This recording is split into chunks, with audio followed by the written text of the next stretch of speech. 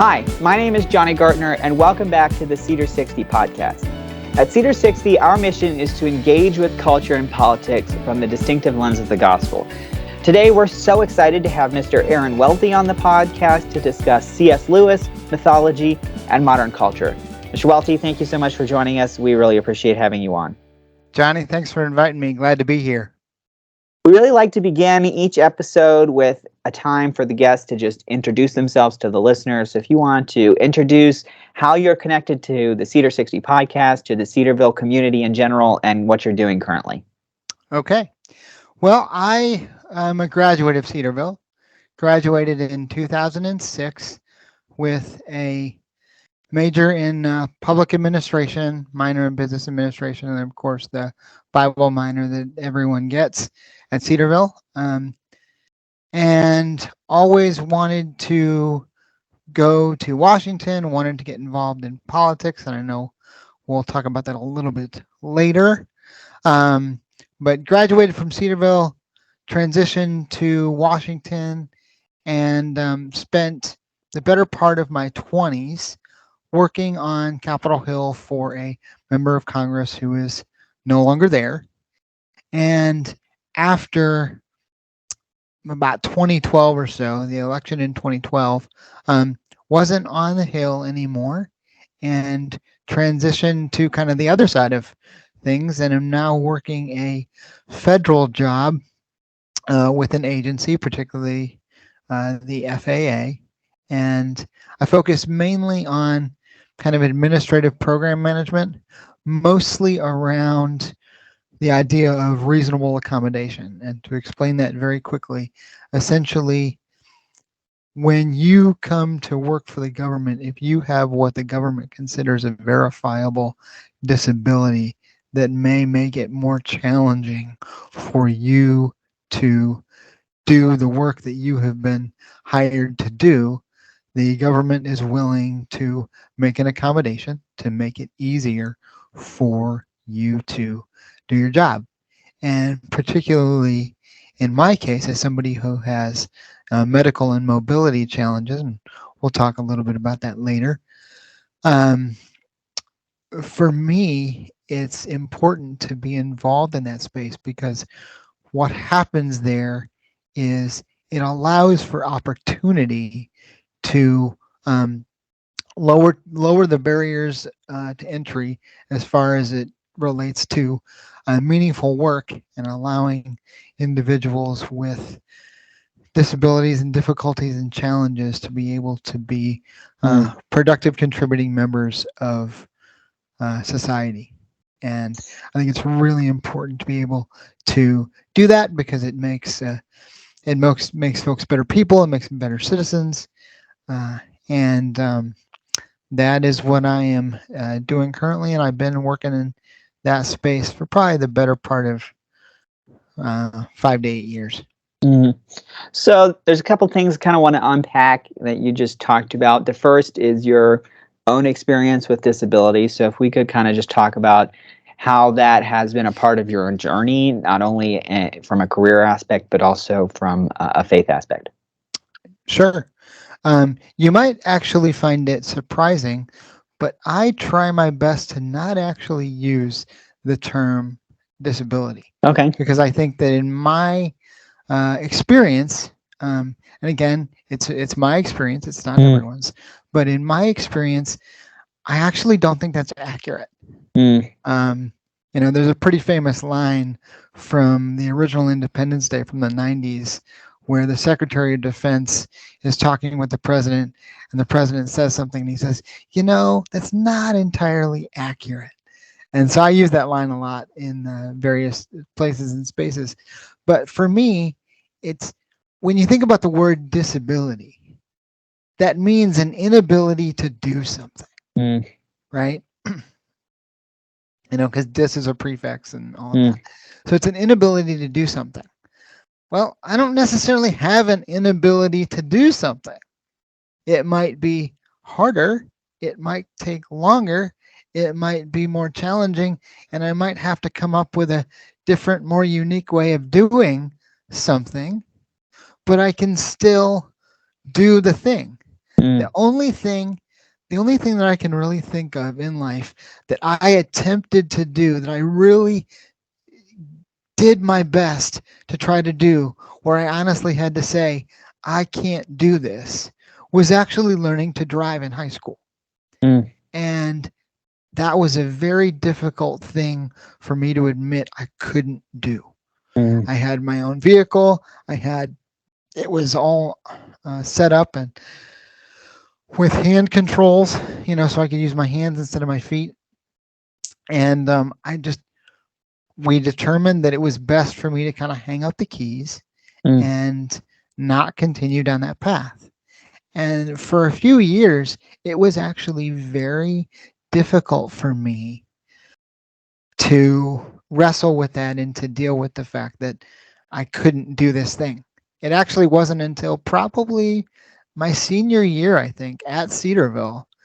I was in an earth sciences class it was a gen ed for me with Dr. Hutchison, I think. I don't know if he's still there or not. But I had a conversation with him one day, and he said, you know what?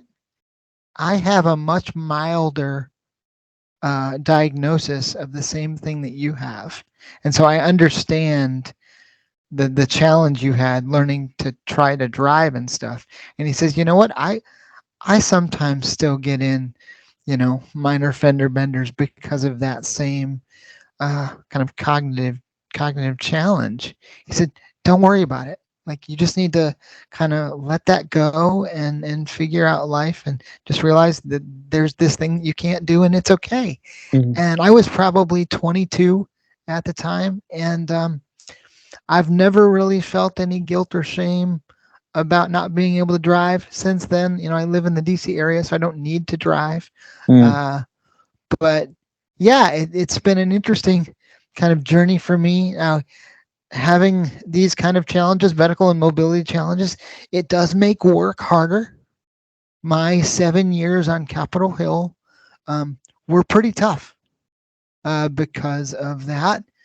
And, I was easily working 50, 60 hours a week or more. Mm. And we'll get into a little bit more of that a little bit later.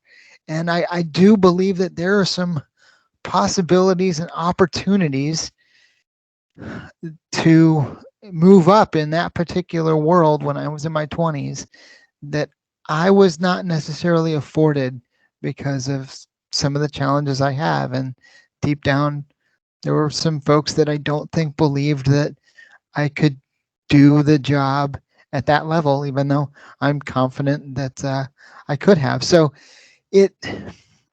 I don't at all regret moving to DC after college and being involved in politics and the work that I do now.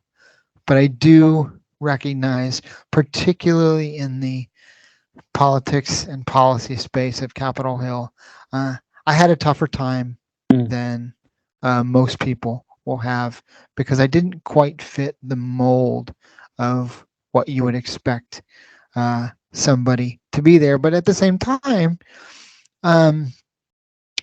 that gave me opportunity to connect with some folks in a way that most people wouldn't. Mm. And we'll probably talk about that a little bit down the road in our time together. But it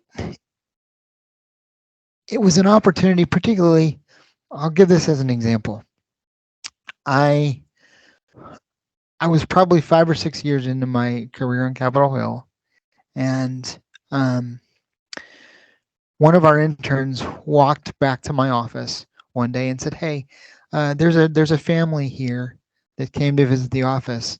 I really think you should spend a few minutes with them." So I walk up to the front of the office and I sit down and I meet this family. They're from obviously the members' congressional district, Mm-hmm. the same congressional district that I grew up in, that my parents still live in. They still live in that same town, that same space. And I started talking to this family because the son was interested in coming to Washington.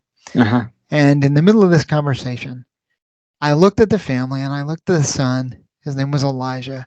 And I said, "You have cerebral palsy, don't you?" And they all looked at me like, "How do you know?" I said, "Because I have it too." That changed the whole tenor of the conversation, right? When they realized that as a family, but particularly the son, was looking at somebody who had the same challenges he's got and was doing the work that he one day wanted to be able to do. Mm. I love that example. We've talked a little bit before about kind of your passion for politics. I think you didn't necessarily have the same kind of experience that kind of sparked your passion for politics, but in the sense that that conversation may have sparked a passion for politics for Elijah. Maybe what sparked your passion for politics? Well, for me, when I was in 7th grade, I was taking a class on the US presidents, Mm. and a couple of friends from this class, they came to me one day and they said, "Welty, you could probably be president someday." Okay, we were in 7th grade. We were 13 years old. We had no idea what we were saying. We had no idea what was ahead of us in life. But I thought, why not? I mean, sure. And so I held on to that um, all through middle school, all through high school, all through college. And, that's one of the things that propelled me to go to DC. But the other thing was, and this ties back into the reality of the challenges that I have. Mm. When I was at Cedarville, I became friends with a young gentleman who eventually we would end up in DC together, and we would actually work together on Capitol Hill in the same office. And this guy came over to the United States from Europe after the fall of the Iron Curtain. Mm. Right? He was probably 5, 6 years old at the time. And as we met and got to know each other, this understanding kind of dawned on me. And that was, if everything in my life was the same, except I was born where he was in 1982 instead of America, chances are the Soviet state would have decided my fate instead of my mom and dad. Mm. And that realization that how unique and special it was that I was born in America at the time that I was at the height of, at one of the high points of the Cold War instead of in a Soviet satellite state or somewhere else in the world, you and I probably wouldn't be having this conversation today. And I knew I couldn't give back to the country via military service because of my challenges. That did not preclude the military from trying to recruit me when I was in high school because they didn't know those things about me. And so that was a really awkward conversation to have. But I knew that the politics piece, that I could probably go do. And so I decided, yeah, we're going to go do that. Mm. I don't know if you've ever heard this joke, that if the opposite of pro is con, what's the opposite of progress? And the answer is Congress. And I think a lot of people flip on the news or take a quick scroll through their social media feed and get disillusioned very fast with the American political system. And, you've just given a great example of, what makes our country so unique. And I think I've mentioned this to you, but I've mentioned it on the podcast for sure before. I'm adopted from a formerly communist country. And so it's really awesome, especially in a place like Cedarville, to look back and say, but for the grace of God, I would not be here. Mm-hmm. And so I think it's really easy for people all over the country, us included, to look at the future and, wonder what the future holds. And I was wondering if you have any advice to people based on your experience working in Congress, based on your life experience, on the importance of being engaged in our political system and how to do that. Well, I think that the lessons that I've learned and the advice that I have, I think it's multifaceted. The political arena I think is primarily about four things: politics, policy, power, and promotion. Mm. Whether that promotion piece is being promoted and moving up the ladder, or that promotion piece is promoting oneself Mm. and their agenda and their ideology, whatever that is. I think it's actually a little bit of both. But I think what's very easy to have happen in the midst of that policy, politics, power, and promotion is that the most important piece can get lost. Mm. And that most important piece is, in fact, people, right? Mm. I think if we weren't a country filled with people, we wouldn't have a political system or any need for a political system to govern the country that we inhabit. So at the end of the day, the most important piece in all of this is people. And yet in a place like DC, it's very easy for that to get lost. And I'll come back to that in a minute, but you have this kind of matrix that exists, and it's very easy to get lost in it. And one of the things that's really easy to do, I think, especially for those who claim to be followers of Jesus, who go to DC to get involved in different things, is I think it's really easy to become a workaholic. Mm. And not only is it really easy to become a workaholic, but it's really easy to spiritualize that workaholism, right? The idea that you're going to Washington and you're doing God's work, that you've been called to do. And it's very easy to get to a point where you're worshiping the work instead of the one who called you to do it, right? There's a word in Hebrew, avodah. The interesting thing about this word is that that word in some cases can be translated into English as work, but also as worship. And the work can and should be a form of worship to God. But the work in and of itself being worshiped, not a good idea. Not a good idea at all. And so I think at the end of the day, especially for students at Cedarville who are interested in engaging in the political process, coming to Washington, obviously there's the DC semester, right? So some students get to come and get a taste of what it's like. I would say, if God calls you to do it, then you do it. But make sure that it's his calling on your life and not your craving significance and purpose outside of him. Right? The reason all these years later that I'm still in DC isn't because of politics, policy, power, and promotion. It's because of people. It's because of the community that I've been able to build with others, and the fact that my being a part of their life as I am, particularly living in a city that is incredibly transient, there's something to be said of moving to a transient city, into a transient space, and making the cognizant, conscious decision to put down roots and to say, I'm going to stay. I'm not going anywhere. Everybody else might move and shift around me, and that does happen. But every 2 to 3 years, my community will undergo a major shift. But I'm still there. I've been at the same church for almost 18 years.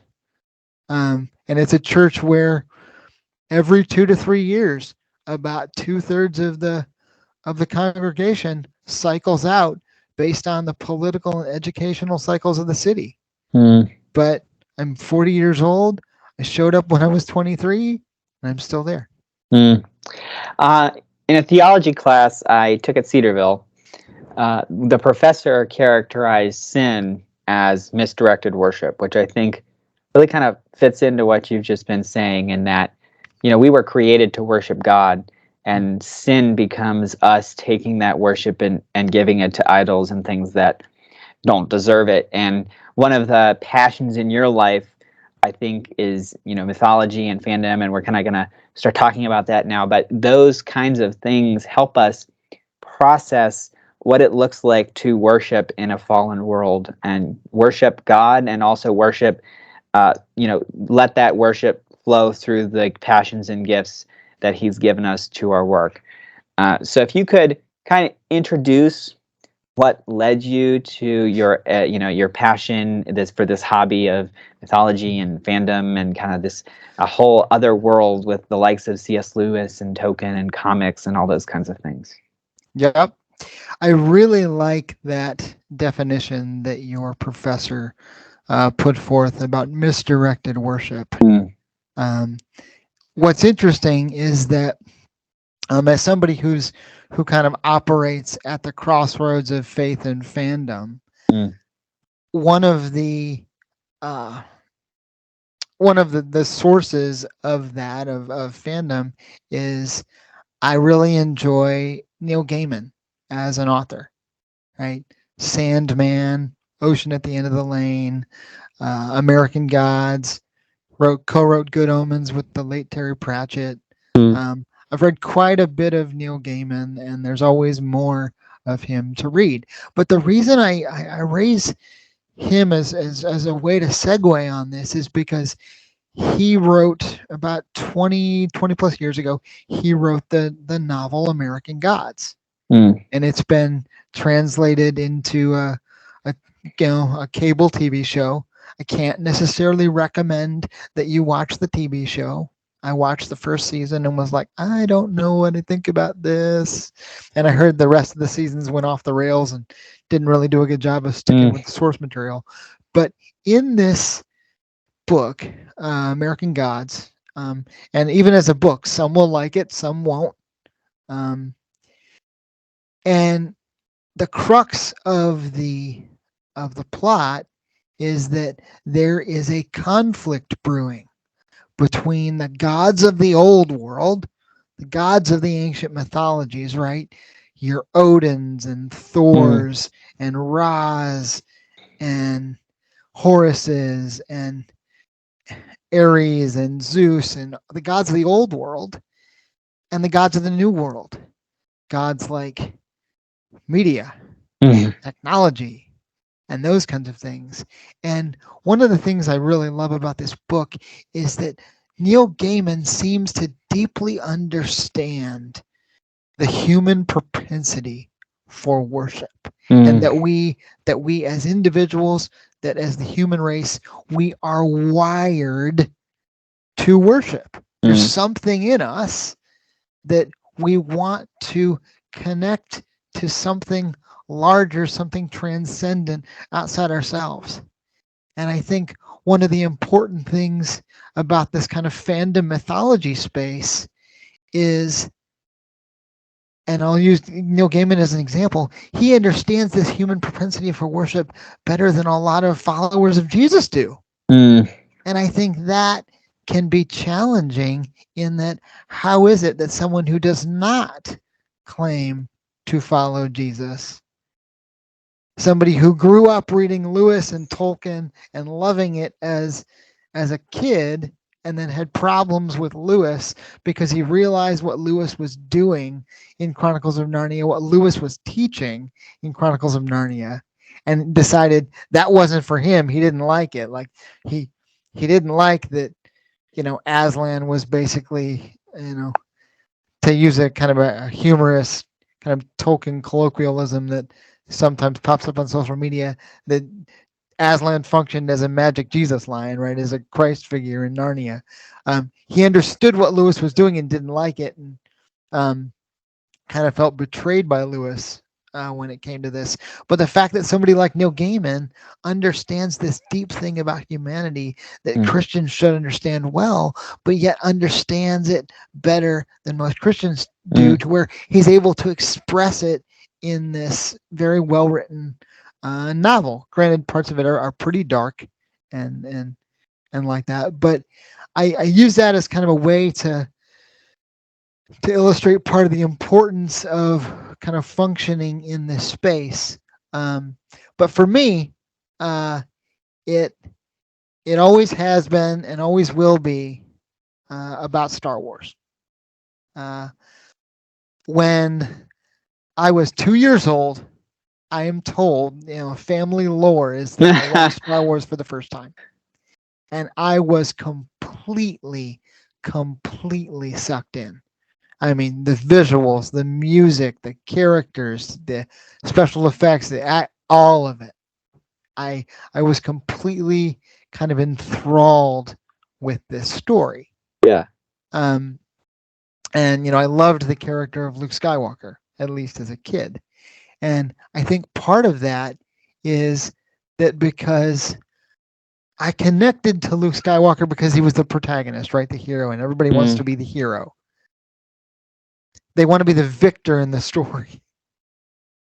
But I also realized that as much as it was to be the victor in the story, that Luke Skywalker also suffered for it. I saw that Luke Skywalker understood that he was different, and I understood that I was different than most of the folks around me. And so I connected to Luke because of that. And years later, probably in the last 10, 15 years, I began to understand this idea of heroes and villains as characters who suffer. They both suffer because heroes and villains, right? Victors and villains. At some point in the story, the story starts for them and they're a victim. They've been hurt in some way. They've been wounded in some way. They've been wronged in some way.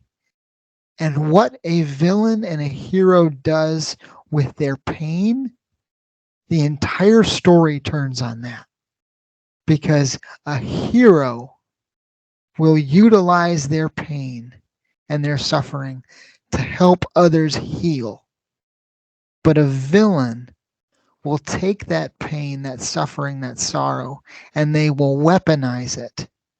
They will take those wounds and they will weaponize them to create more villains like themselves. And I somehow knew I wanted to be one and not the other.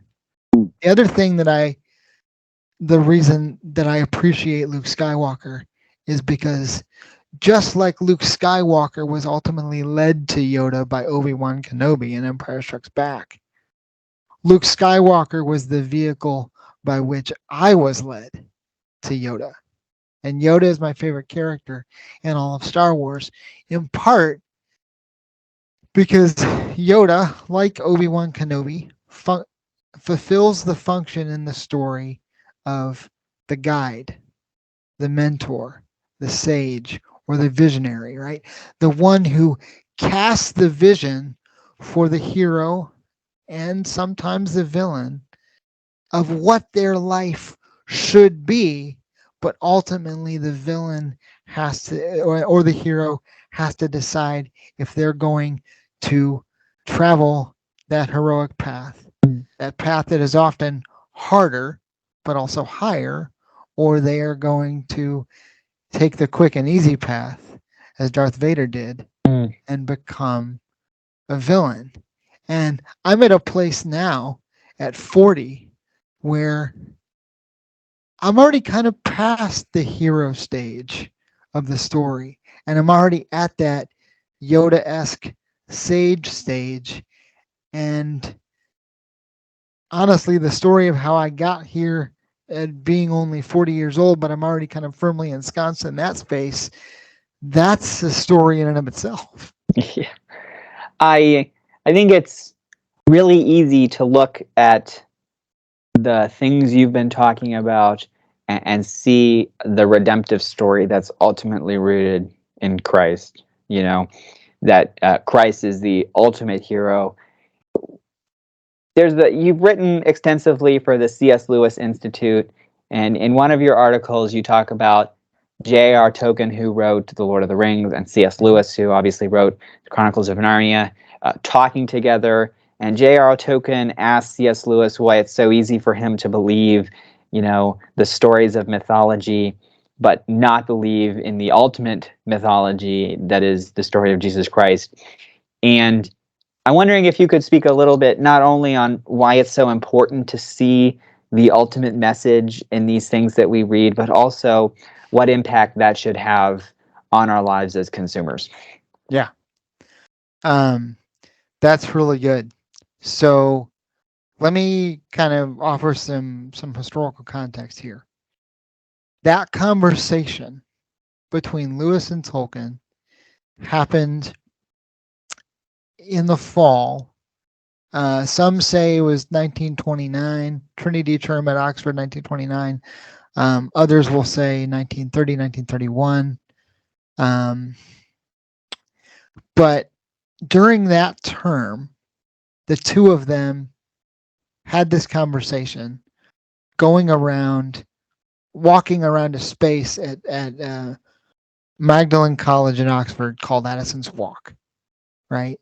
And this conversation that they had that you just referenced, that was a huge step for Lewis in coming to faith, because Tolkien believed, kind of as you referenced, Tolkien considered Christianity to be the one true myth, and that all of these other mythologies that he and Lewis were familiar with, particularly Norse mythology, because that's how they met. They met at the school, but they were separate fans of Norse mythology, and they kind of came together with a group of people around that. I like to say that they were kind of like the original Norse mythology fanboys, like the original, Norse mythology geeks. And actually, the Inklings group ultimately grew out of that. And so they're having this conversation, and Tolkien turns Lewis on to the value of imagination as it relates to faith. Because one of the questions Lewis was wrestling with is there a place for imagination and mythicness when it comes to faith? And he always thought that there wasn't. And that was tough for him because he loved those things. And then Tolkien comes along and says, no, there's a place for this. And I understand that struggle, that tension, because I lived with that for a very long time as a kid, as a middle schooler, as a teenager, because I grew up in a church environment where there were people around me and around my best friend, because we've been friends since we were 12, and we've been Star Wars fans together since then, still are. And there was this tension between people saying, Aaron, one day you're going to have to choose between Jesus and the Jedi. You're going to have to choose between God and the galaxies far, far away. I was like, I don't want to make that choice because I love all of these things. And it wasn't until I was probably 18, 19 years old where my best friend and I, we went to Cornerstone Festival. It's like the Christian version of Woodstock. If you're familiar with the Creation West and Creation East, which are separate festivals kind of run by the same guy. This is like the Midwest version of that. You go and you camp out for a week and you listen to all these bands and stuff. But the thing about Cornerstone Festival is they had a space called the Imaginarium. And the Imaginarium was a place for fans of fantasy, science fiction, philosophy, and faith to come together and hang out and listen to people talk and lecture. And one year, there was a 4-part lecture that I attended in the middle of summer in the sweltering Midwest heat around 4th of July. And the lecture series was called Cracking the Star Wars Code. And this guy got up. His name's Rod Bennett. He's still alive. I still talk to him today. He got up and he started talking about Star Wars in a way I'd never heard anybody talk about before. He talked about the influences on George Lucas. He talked about, George Lucas's love for film. He talked about things like Dune and Arthurian legend and Flash Gordon. And he talked a little bit about Lucas's upbringing. And that's something he and I have talked about quite a bit since then. Lucas being raised Methodist in Southern California, going to church and Sunday school every week until he was about 12 or 13 years old, going to the movie house and watching all of these kind of sword and sandal biblical epics like back in the 50s and 60s. That was the equivalent to like Star Wars and Marvel movies today.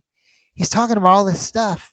And then he starts diving into the kind of the biblical themes and redemptive themes in Star Wars. And I never heard anybody talk like this. And he was essentially telling me, Welty, you don't have to choose. It's not an either or, it's a both and.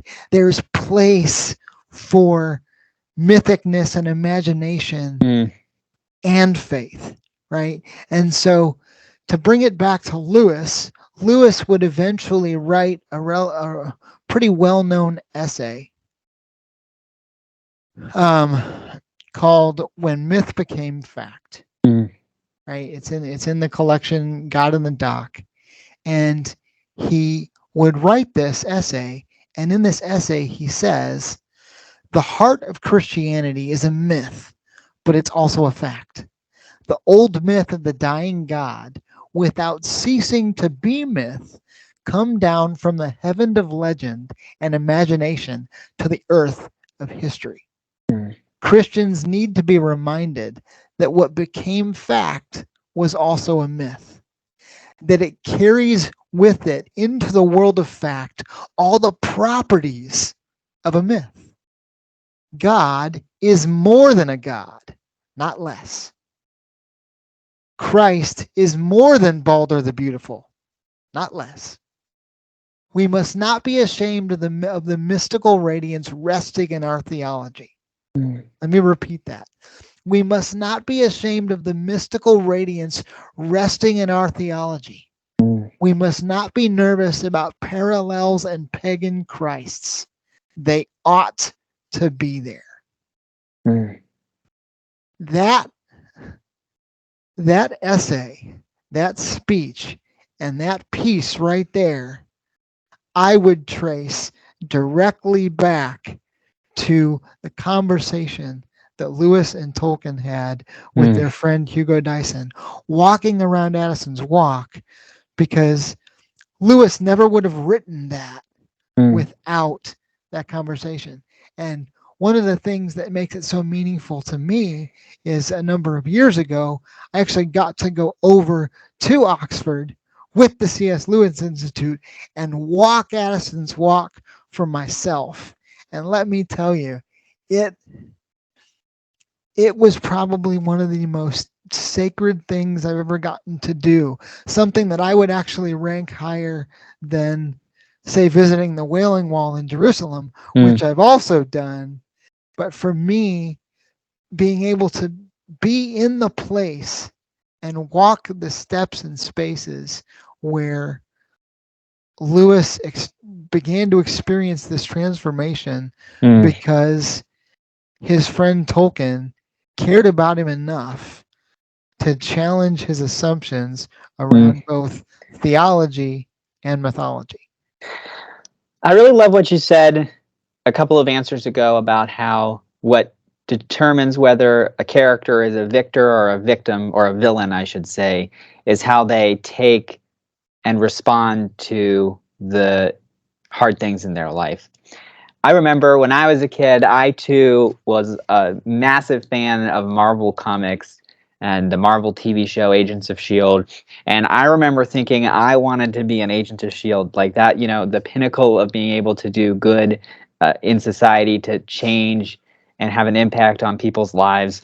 And my mom would often remind me that, you know, we still do live in a real world, and that you can get lost, and she called it this kind of Marvel mindset, you know, and lose touch with reality, that it's not just a comic strip that we live in, you know, but that we live in a fallen and broken world.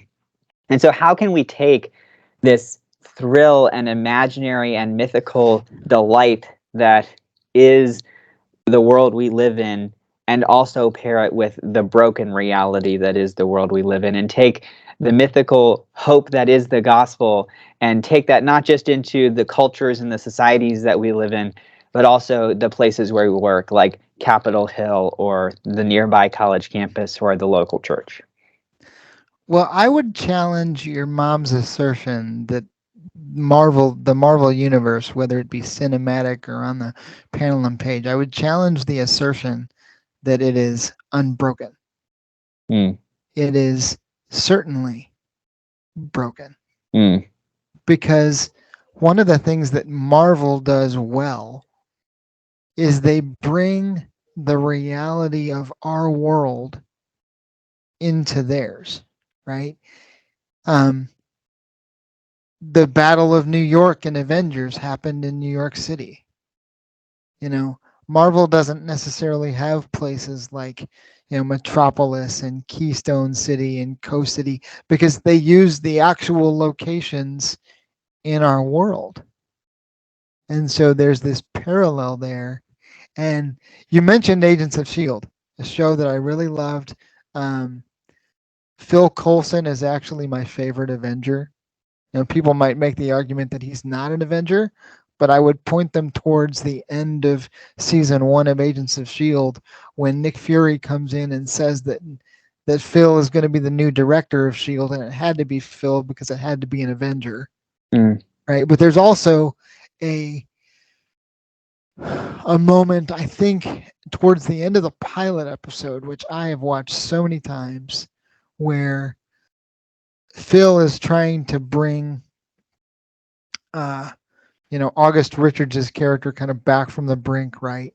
And he talks about how he died and how he's hung out with gods and monsters and he's bled, right? That the brokenness that we see in our world. I mean, and Phil died twice to save the world, not unlike Buffy Summers and Buffy the Vampire Slayer. And why? Because originally it was a Joss Whedon show, and so you're going to get some of that kind of storytelling archetypical carryover. But if Marvel was a perfect world, a perfect space, then characters wouldn't die. Mm. Tony Stark wouldn't have had to die at the end of Endgame, and if that's a spoiler for anybody, I'm not sorry at this point. You've had what, 4 years? 4 years. So like, if you haven't seen Endgame at this point, that's on you. But we also wouldn't relate to these characters the way they do because they wouldn't struggle, and they do struggle. I mean, Tony struggles his whole life. And he struggles with PTSD in Iron Man 3, as a result of the Battle of New York and Avengers. He finally gets to the place of internal healing of the soul in Endgame. It takes him like 9-10 movies to get there. That's a lesson that Stephen Strange learns in one film. Because the whole time, Tony always kind of still thinks it's about him. And then at the end of his origin story film, Stephen understands, because of the death of the Ancient One, that it's not about him. So I would push back on your mom's assertion. I understand where that comes from, but I would push back on it a little bit. But in terms of and kind of what you're asking about, how do we engage in this space as believers? You might find this to be surprising, but as somebody who is as steeped in this stuff as I tend to be, and loves these characters and loves these kind of stories, I'm not interested in saving the world. I'm not interested in saving the world because Jesus already did it. Amen. Right? Jesus already saved the world. It's done. And it was done perfectly. Amen. Right? So what that means is that Christ's redemptive work on the cross, through the cross and the resurrection, doesn't need a reboot. It doesn't need a reboot starring me. It doesn't need a reboot produced by me. It doesn't need a reboot directed by me or anybody else. Because if you think it does, if you think you can do better, ultimately, isn't that the thing that got the enemy kicked out of heaven in the first place? Thinking that he could do better than God? That's something that maybe you just sit and think about, right? So for somebody who loves all this stuff, I don't want to save the world. And the reason is because one of the things I learned through one of my interns on Capitol Hill is that it's not about saving the world. It's about saving someone's world. One person, one encounter, one conversation, and in my case, one geek reference at a time. Amen. Years ago, I hired an intern named Ashley to work in our office for a few months. She was attending Nyack College at the time, and she was part of a program that's very similar to the Cedarville DC semester. Upon meeting her, I learned 3 things pretty quick. Number 1, she really liked Marvel. Number 2, she really loved the Legend of Zelda video games. And number 3, she had a permanent medical challenge. I don't know about you, but that sounds a whole lot like somebody I know. And so instead of talking about things like politics, policy, power, and promotion, we talked a lot about life. We talked about how do we navigate these realities that we're living in with our challenges in a particularly public space, and how do we do it in a way that forges a fierce foundational faith. So in the time that Ashley spent in our office working with me and with others, I don't think she learned a whole lot about power, which is what you would expect, right? But I do think she learned a little bit about wisdom and courage in everyday life, because hers is a story where people are of more importance than policy, politics, power, and promotion. And the reason I know this isn't just because I hired her and I got to know her and we're still friends today, but it's because at the time that I hired her to work in our office, it was just a few months after I had been not hired for a higher level legislative director job in another office that I desperately wanted. And I think some of that might tie back to what I talked about at the beginning about whether or not they thought I could do the job because of some of the challenges that I have. And so I was wrestling with the fact that I wasn't getting to pursue the next level. And there were conversations I would have with God at the time, because I realized that if I had been promoted and moved to this other office, that I wouldn't have been there to hire her. Somebody else might not have hired her. And I remember having a conversation with God one evening where I said, God, are you seriously willing to arrest my development and my movement up the political ladder on Capitol Hill for the sake of a college intern? For the sake of someone who essentially in the political hierarchy on Capitol Hill is one of the least of these? And you know what God said? He said, I am. That was really tough for me to hear. But I don't think he was wrong. And I had an opportunity during those 3 months to invest in who Ashley's becoming. And that is something that I am still seeing dividends of in her life today, a dozen years later. I think perhaps the Marvel mindset my mom might have been referring to is the colossal ability to save the world every episode, And I really love how you referenced that the world has already been saved, and that my dream should not be to save the world, but to change someone's world, one person at a time, just like you said. And so really appreciate the insight you've provided today. We love to give our guests one last minute on the podcast to kind of cover anything we might not have addressed in the episode, and we might just have to have you back on so we can continue this conversation.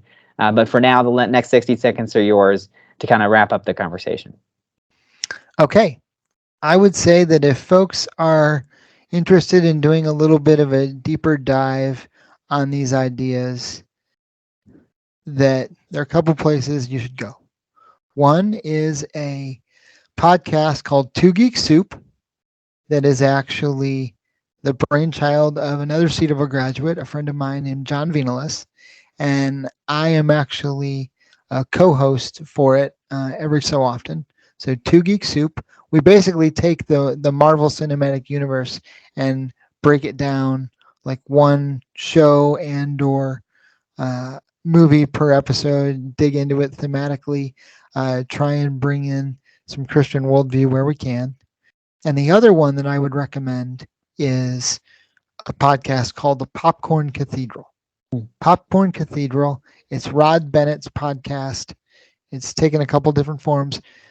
That is the podcast that grew out of the Cracking the Star Wars Code lecture series that I heard probably 20 years ago now. And it's now in podcast form, and there are other episodes, but they're all kind of oriented around this idea of these films and movies and stories being modern mythology, but also the idea that movie screens are essentially a modern day stained glass and are trying, at least in Rod and I's estimation, are trying to tell the kinds of stories thematically that stained glass would try to tell in churches, even if you don't agree with everything you find in the stories. And so at least the kinds of stories that he focuses on,